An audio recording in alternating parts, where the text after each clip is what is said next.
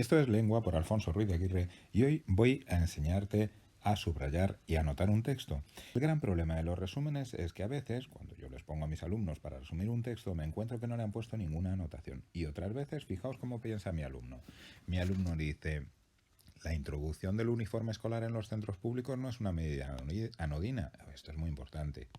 Puede herir sensibilidades, dar lugar a conflictos o abrir un debate más amplio sobre un orden social dado. Hombre, pues es importante porque puede herir sensibilidades y dar lugar a conflictos o abrir un debate más amplio sobre... Entonces mi alumno va diciendo: y esto es importante, y esto es importante, y esto es importante, y esto es importante, y esto es importante, y esto es importante, y esto es importante, y esto es importante, y esto es importante, y esto es importante, y esto es importantísimo, esto es súper importante, esto es mega importante, y esto muy, muy importante.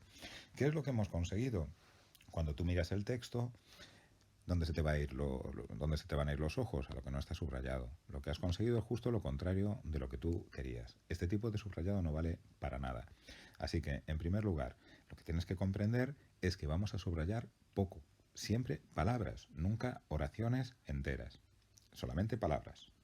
Ahora te recomiendo que pares el vídeo, que leas con atención este párrafo y después nos volvemos a ver. ¿Ya lo has hecho? Bien. Fíjate, ¿de qué nos habla en el primer párrafo? Nos habla del uniforme en los centros públicos. Solo pongo uniforme y públicos. ¿Y qué nos dice? Que no es una medida anodina. Anodina quiere decir de pequeña importancia. Esto lo que quiere decir es que entonces se trata de algo importante. Pues cuando tú subrayes puedes ponerlo como si tacho anodina no te vas a enterar bien. Vamos a poner aquí que es importante. Y al hacer tu resumen, tú ya te has quedado con que el uniforme en el centro público es un asunto de gran importancia. Puede herir sensibilidades, dar lugar a conflictos o abrir un debate más amplio sobre un orden social dado. Es decir, aquí de lo que nos dice es que puede dar lugar a dificultades. Voy a marcar aquí, por ejemplo, conflictos, porque el conflicto tiene que ver con el debate y tiene que ver también con herir sensibilidades. Ahora, lo que nos dice es que el uniforme va a tener ventajas, argumentos a favor. Ya verás que en el segundo párrafo nos va a decir las desventajas. ¿Y cuáles son esas ventajas? Pues que si se pone uniforme ya no hay marquismo. Entonces fíjate, subrayar no es solo poner una raya por debajo. Voy a marcar. Voy a poner aquí que se acaba el marquismo, entonces yo tacho marquismo. Luego me dice otra ventaja y es que se acaban las diferencias entre los alumnos. Como todos llevan el mismo uniforme, esta diferencia incluye que no hay comparación y esta diferencia incluye las sociales, las económicas, las étnicas y las religiosas. Y además, fíjate, tiene otras ventajas que favorece la disciplina y la concentración. Y la última de las ventajas es que tiene ventajas de sentido económico y práctico. Como lo práctico incluye lo económico, voy a marcar práctico. Estas son las ventajas del uniforme. Ahora vamos al siguiente párrafo. Te recomiendo que pares el vídeo y lo leas con atención. Nos vemos en un segundo. ¿Ya lo has hecho? Vamos allá. ¿Y ahora de qué te va a hablar? Pues ahora te va a hablar de las desventajas. Pero ¿veis que aquí no tenemos la palabra desventaja? Pues lo pongo desventajas. ¿Y cuáles son esas desventajas? Fíjate, pues que sirve para establecer y puedo poner jerarquías o castas. Voy a marcar jerarquías.